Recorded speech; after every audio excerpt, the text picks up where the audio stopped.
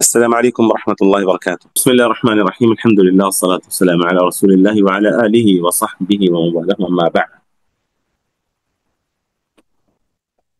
أعوذ بالله السميع العليم من الشيطان الرجيم من همزه ونفخه ونفثه. بسم الله الرحمن الرحيم. رب اشرح لي صدري ويسر لي أمري واحلل عقدة من لساني يفقهوا قولي. سبحانك لا علم لنا إلا ما علمتنا إنك أنت العليم الحكيم. اللهم لا سهل إلا ما جعلته سهلا وأنت تجعل الحزن إذا شئت سهلا. معزز طلباء اور طالبات، جیسا کہ آپ سب کے علم ہے اگر اور یاد بھی ہوگا، اگر نہیں تو میں یاد دہانی کروا دوں کہ ہم نے العقیدۃ الواسطیہ اس کتاب کو الحمدللہ ایک طویل مدت کے بعد مکمل کر لیا ہے۔ اب ہم پڑھ رہے ہیں العقیدۃ الطحاویہ۔ اس کتاب کو آپ دیکھیں گے تو بڑی ہی مختصر اور بہت ہی جامع کتاب ہے۔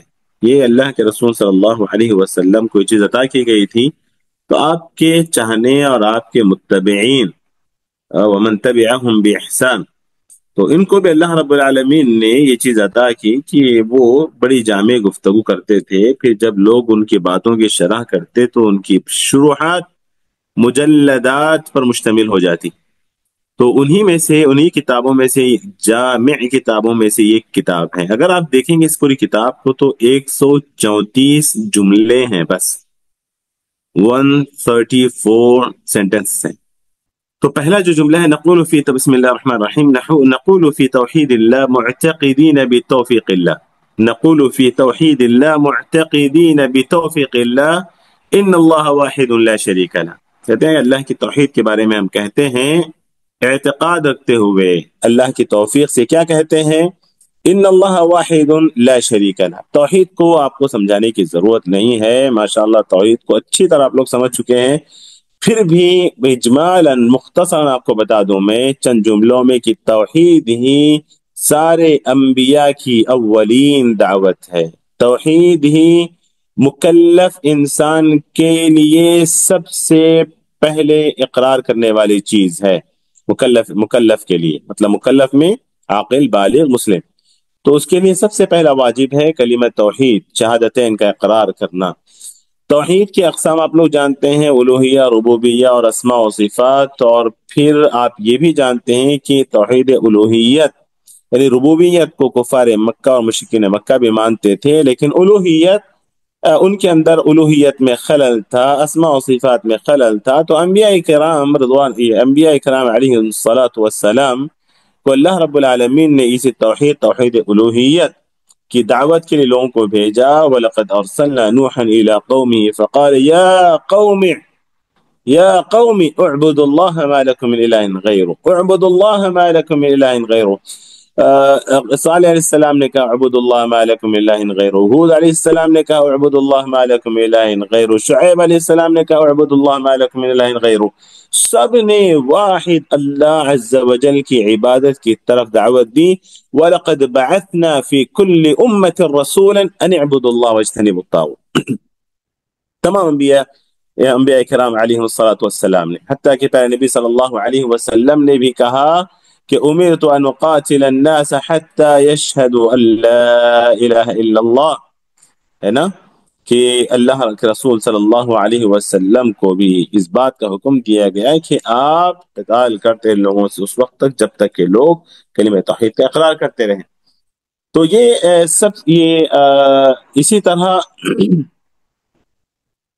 توحید کے بارے میں بہت ساری باتیں ہیں، لیکن میں سمجھتا ہوں کہ ایک یاد دہانی کے طور پر اتنی بات کافی ہے۔ ٹھیک ہے، پورا قرآن دیکھیں گے تو توحید الوہیت اور توحید الوہیت کی مثالوں سے بھرا پڑا ہے۔ ٹھیک، لوگ جو شرک کرتے تھے وہ الوہیت میں ہی شرک کرتے تھے، ورنہ تو وہ بھی مانتے تھے کہ آسمان و زمینوں کو پیدا کرنے والی ذات تو صرف اللہ عز وجل کی ذات ہے۔ اسی طرح توحید میں کلمہ لا الہ الا اللہ کا معنی ہے، اس کے شرائط ہیں، یہ ساری چیزیں ماشاءاللہ آپ لوگ پڑھ چکے ہیں۔ دوسرے جو ان اللہ واحد لا شریک لہ، کہ اللہ رب العالمین اکیلا ہے، اس کا کوئی شریک نہیں، یہی تو توحید الوہیت ہے۔ لیکن یہاں پر ان اللہ واحد فی الوہیتہ، ان اللہ واحد فی ربوبیتہ، ان اللہ واحد فی اسماء و صفاتہ، لا شریک له فی الوهیته ولا شریک له فی ربوبیته ولا شریک له فی اسمائه و صفاته. تو یہ اللہ رب العالمین کی توحید کہ وہ اکیلا ہے الوہیت میں، وہ اکیلا ہے ربوبیت میں، وہ اکیلا ہے اسماء و صفات میں، اس کا کوئی شریک نہیں، نہ الوہیت میں، نہ ربوبیت میں، نہ اسماء و صفات میں. یہ ان اللہ واحد لا شریک لہ. اس کے بعد امام طحاوی رحمہ اللہ کہتے ہیں کہ ولا شیء مثلہ.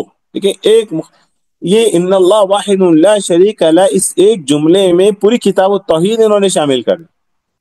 اس کے بعد ولا شیء مثلہ میں کیا کہتے ہیں العقیدۃ الواسطیہ کا وہ باب جو اسماء و صفات پر مشتمل ہے، ولا شیء مثلہ، اس میں جمع اس ایک کوزے میں انہوں نے وہ سارے سمندر کو سمو دیا ہے کہ ولا شیء مثلہ، کہ اللہ رب العالمین کی جو ذات ہے اس کے مثل کوئی نہیں ہے، یعنی لیس کمثلہ شیء، اللہ رب العالمین کے جیسی کوئی ذات نہیں ہے.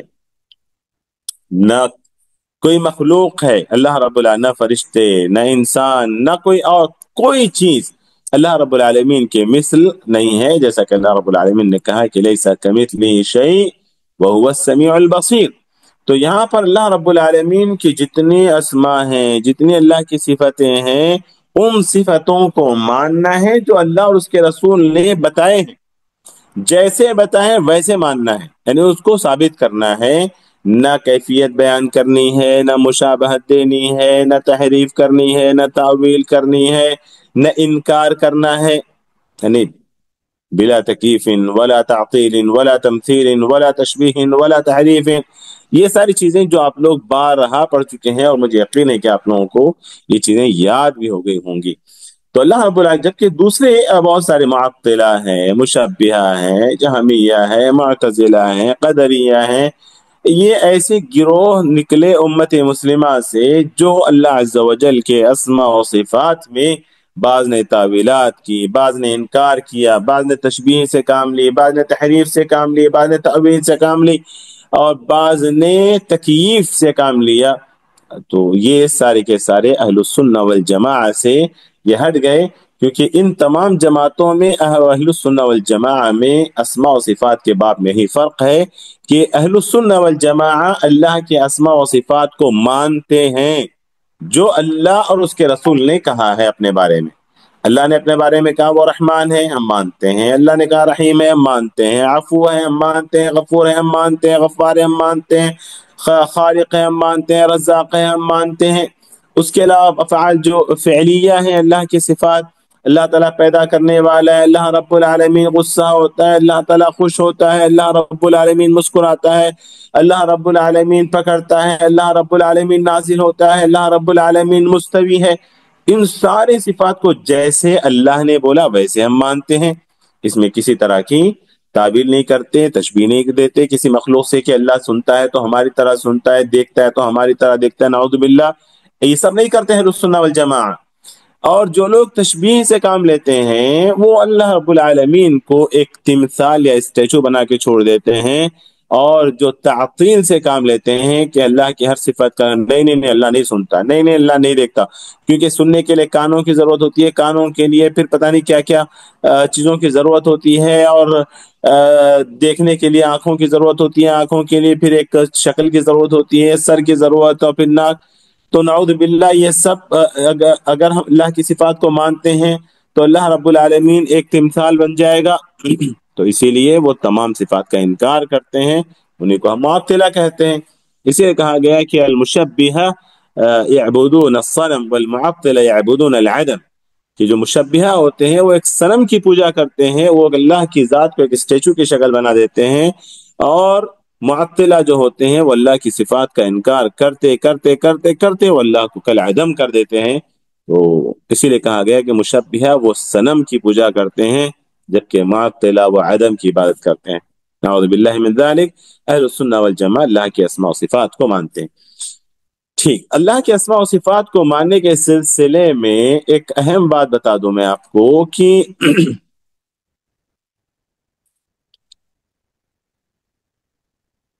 اللہ رب العالمین نے، اس سے پہلے بھی مجھے یاد پڑ رہا ہے، میں نے بتایا کہ قرآن کے اندر بہت ساری وہ صفات جو اللہ نے اپنے لیے رکھی ہیں وہ انسانوں کے لیے اللہ تعالیٰ نے بیان کی ہیں۔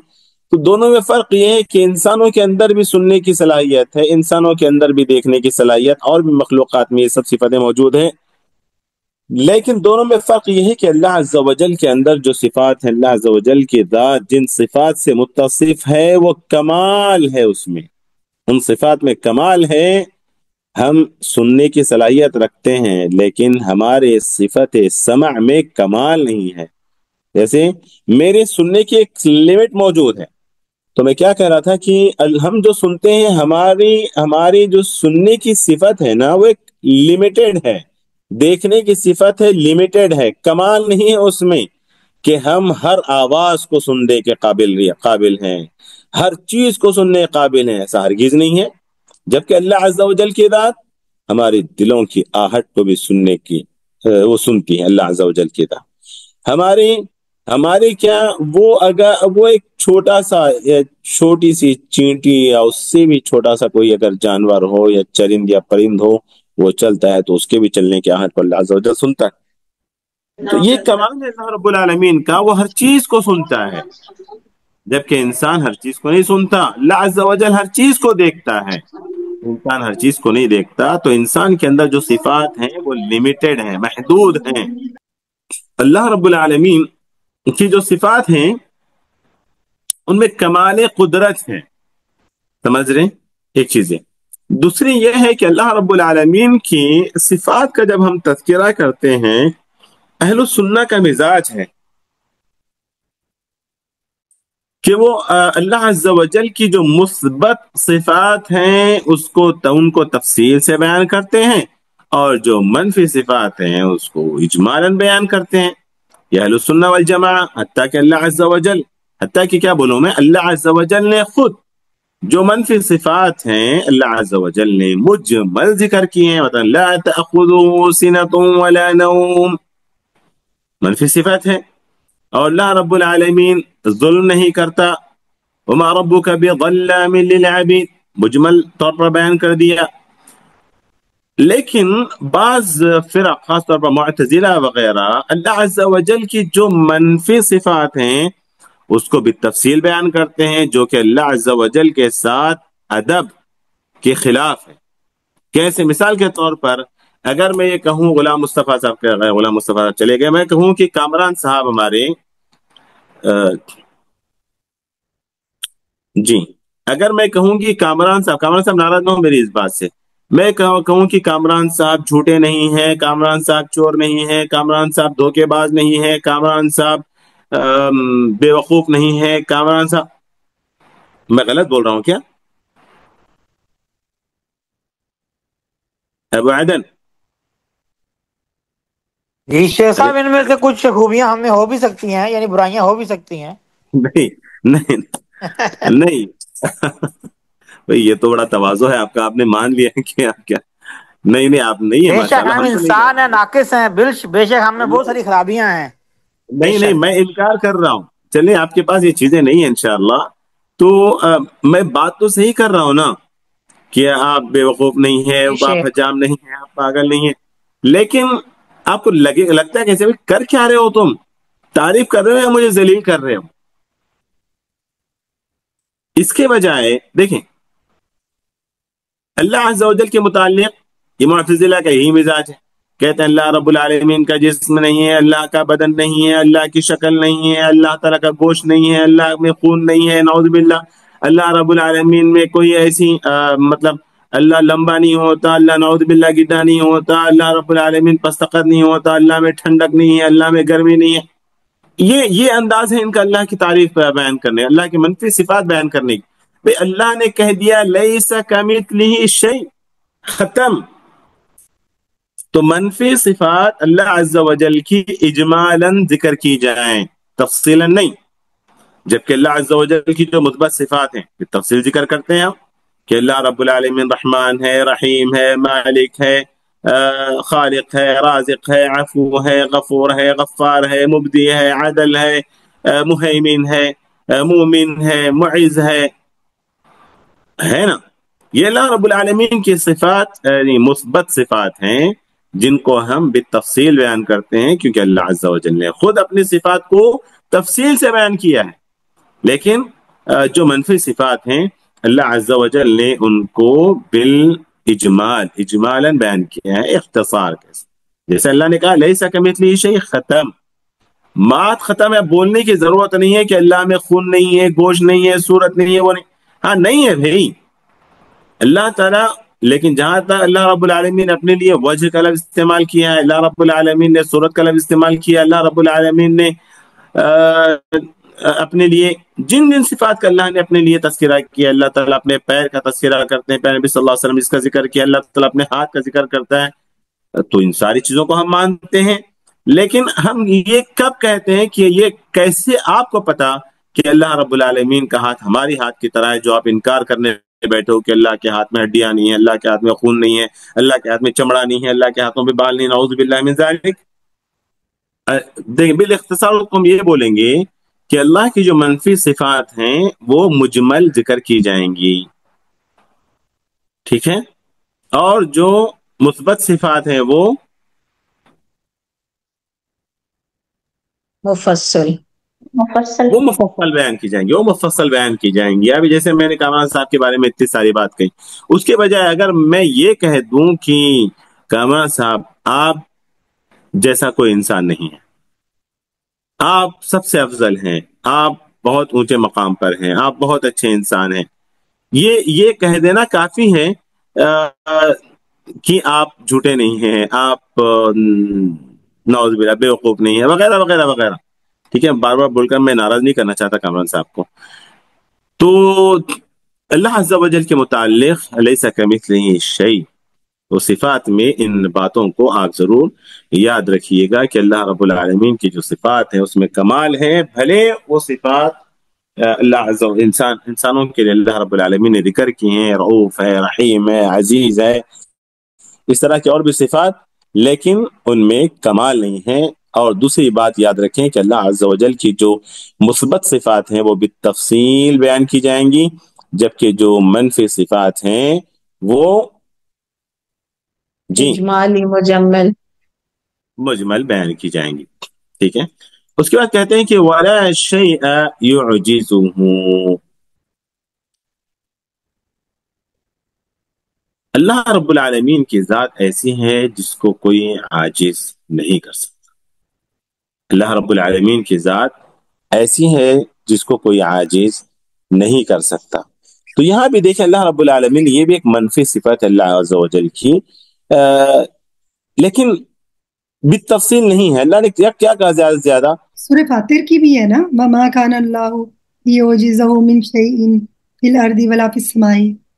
جی، وَهُوَ السَّمِيعُ الْعَلِيمُ. بالکل، دیکھیں سبحان اللہ، اللہ رب العالمین. ایک اور بات یہاں پر اس آیت سے ذہن میں آ گئی جو میں اس سے پہلے بتا چکا ہوں آپ لوگوں کو، کہ اللہ رب العالمین اپنی بعض منفی صفات کا تذکرہ کرتا ہے. اس سے فائدہ کیا ہوتا ہے پتہ ہے؟ منفی صفات اللہ عز و جل کی جو اجمالاً منفی صفات مذکور ہیں، ان صفات سے اللہ کی مثبت صفات کا کمال ثابت ہوتا ہے نا؟ کیسے؟ جیسے آیت ابھی ہماروں نے جو پڑھی وَمَا كَانَ اللَّهُ لِيُعْجِزَهُ مِنْ شَيْءٍ فِي الْأَرْضِ وَلَا فِي السَّمَاءِ، کہ زمین و آسمان میں اللہ کو عاجز کرنے والی کوئی شے نہیں ہے. تو اللہ نے آگے کیا کہا؟ وَهُوَ السَّمِيعُ الْعَلِيمُ. وَهُوَ السَّمِيعُ الْعَلِيمُ. اللہ نے دو اپنی مثبت صفات کا ذکر کیا ہے. تو یہ دونوں مثبت صفات کا کمال یہ ہے کہ اللہ رب العالمین ایسا سننے والی ذات ہے. اللہ رب العالمین ایسا سنتا ہے کہ کوئی اس کو عاجز نہیں کر سکتا. مطلب یہ ہے کہ کوئی انسان ایک لفظ، ایک حرف اپنی زبان سے نکالے اور یہ سوچے کہ اللہ اس کو نہیں سنتا، نہیں ہو سکتا. وَمَا كَانَ اللَّهُ لِيُعْجِزَهُ مِنْ شَيْءٍ فِي الْأَرْضِ وَلَا فِي السَّمَاءِ. ایک حرکت کرے انسان اور یہ سوچے کہ اللہ تعالی ہماری اس حرکت سے بے خبر ہے، نہیں ہو سکتا، کیونکہ اللہ رب العالمین علیم ہے، خبیر ہے. اس کے خبر رکھنے کا کمال یہ ہے، اس کے علم رکھنے کا کمال یہ ہے کہ ہماری ہر حرکت سے وہ باخبر ہے، ہماری ہر حرکت کو وہ جانتا ہے، اور ہماری ایک ایک چیز کو وہ سنتا ہے. ہم اسے عاجز نہیں کر سکتے. شیخ یہ جی شیخ اس کی آیت کے آگے ہے انہ کان علیما قدیرا. ہاں انہ کان علیما، وہ سمیع العلیم نہیں تھا کیا؟ نہیں شیخ وہ شاید دوسری کوئی ہاں آیت. دوسری جگہ دوسری کا یہ آیت ہے، لیکن یہاں بھی دیکھیں سبحان اللہ. پڑھیے آیت پڑھیے پھر سے ہارون. جی شیخ وما كان الله ليعجزه من شيء في السماوات ولا في الأرض إنه كان عليما اللہ قديرا. اللہ اکبر. دیکھیں انہ کان علیما قدیرا، یعنی منفی صفت کے ذکر کے بعد اللہ نے اپنی دو مثبت صفتوں کا ذکر کیا، علیم و قدیر. تو یہ کمال قدرت اور کمال علم اس منفی صفت سے ثابت ہوتا ہے. اللہ کا کی کمال قدرت ثابت ہوتی ہے، اور اسی طرح کمال علم ثابت ہوتا ہے کہ اللہ رب العالمین کا علم کس قدر کمال، یعنی کمال کا مطلب یہاں پہ وہ ہندو پاک کا کمال نہیں، یا کمال کر دیا تم نے، وہ کمال نہیں. یہاں پر کمال مکمل کے معنی میں ہے، سمجھ رہے ہیں؟ کمپلیٹ کے معنی میں، یعنی مکمل ایسا علم، ایسی قدرت کہ کوئی چیز آسمان و زمین میں اللہ کو عاجز نہیں کر سکتی. اللہ تعالیٰ کے پاس ایسا علم ہے، اللہ رب العالمین کے پاس آپ ایسا نے جو آیت الکرسی میں آپ نے منفی اور مثبت کے بارے میں جب پڑھایا تھا شیخ حسین کا، شیخ وہ بہت تفصیل سے اچھا پڑھایا تھا. تو وہ صحیح بات. بارک اللہ فیک، بارک اللہ. اس میں نے کہا نا یہ ساری چیزیں ماشاءاللہ آپ لوگ پڑھی ہوئی ہیں، بس ہم تذکیر اور یاد دہانی کے طور پر، یعنی مراجعے کے طور پر ہم اس کو پڑھتے ہوئے آگے بڑھ رہے ہیں. بہت زیادہ تفصیل سے ہم نہیں پڑھ رہے ہیں اس کو. چلیں اس کے بعد امام طحاوی رحمہ اللہ لکھتے ہیں کہ ولا الہ غیر اللہ، یعنی لا الہ الا اللہ، لا الہ غیر، کہ اللہ کے علاوہ کوئی معبود نہیں. اللہ رب العالمین نے قرآن میں یہ کہا کہ وَإِلَٰهُكُمْ إِلَٰهٌ وَاحِدٌ، وَإِلَٰهُكُمْ إِلَٰهٌ وَاحِدٌ. کیا کہا آگے؟ کیا کہا آگے؟ وَإِلَٰهُكُمْ إِلَٰهٌ وَاحِدٌ، کہ لا الہ الا ہو، ہے نا، الرحمن الرحیم. یعنی انسان جب الہکم الہ، تمہارا اللہ وہ اکیلا اللہ ہے، وہ اکیلا معبود ہے. تو اگر اللہ رب العالمین صرف یہ اتنا ہی ذکر کرتا تو ایک شیطانی خیال دل میں یہ آ سکتا تھا کہ بھئی ہمارا ایک ہے، شاید دوسروں کا بھی ایک ہوگا کوئی اور، ہے نا.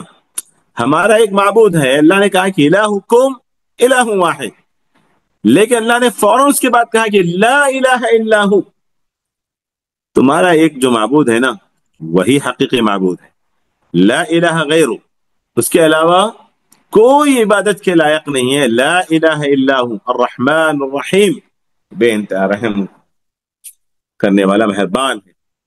تو لا الہ الا ہو، تو وہی ہے کلمہ توحید ہے، لا الہ غیرہ، کہ اس کے علاوہ کوئی حقیقی معبود نہیں ہے. اس کے بعد دو صفتوں کا اللہ رب امام طحاوی رحمہ اللہ نے یہاں پر ذکر کیا ہے. ایک کہا کہ قدیم بلا ابتدا، دائم بلا انتہا، کہ اللہ رب العالمین ایسا قدیم ہے جس کی کوئی ابتدا نہیں، اور یہی ایسا ہمیشہ رہنے والا ہے کہ جس کی کوئی انتہا نہیں. اسی کو اللہ کے رسول صلی اللہ علیہ وسلم نے کہا هو الاول والآخر والظاہر والباطن، اللہ تعالیٰ نے کہا. اور حدیث میں پیارے نبی صلی اللہ علیہ وسلم کہا اللہم انت الاول فلیس قبلک شیء وانت الآخر فلیس بعدک شیء، کہ اللہ تو ہی اول ہے. قدیم سے مراد یہاں پر پرانا نہیں ہے نا. یہاں قدیم سے مراد اردو میں جو چھوٹی موٹی عربی لوگ سیکھتے ہیں وہ بولتے ہیں قدیمہ اور قدیم پرانا ہے. نہیں نہیں نہیں، شیخ ازل، ازل ہم اردو میں ازل استعمال کرتے ہیں. یعنی سب سے بہتر لفظ اول، جب پیارے نبی نے کہا، خود قرآن نے کہا اول، وہ بہترین ہے نا. تو اللہ ہی اول ہے اور اللہ ہی آخر ہے. اللہم انت، اسی کو امام طحاوی رحمہ اللہ نے یہاں پر کیا کہا، قدیم بلا ابتدا اور دائم بلا انتہا. قدیم بلا ابتدا یعنی الاول والآخر، اس کو اس انداز سے انہوں نے یہاں پر ذکر کیا ہے. تو ہم لوگ یہاں رکتے ہیں، تو چلیں انشاءاللہ پھر اگلے ہفتے ہماری ملاقات ہوتی ہے.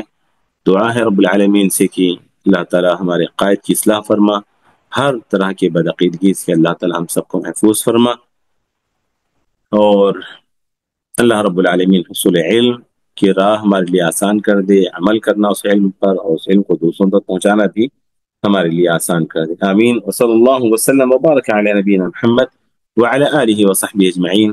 الحمد لله رب العالمين. سبحانك اللهم وبحمدك أشهد أن لا إله إلا أنت أستغفرك وأتوب إليك. السلام عليكم ورحمة الله وبركاته.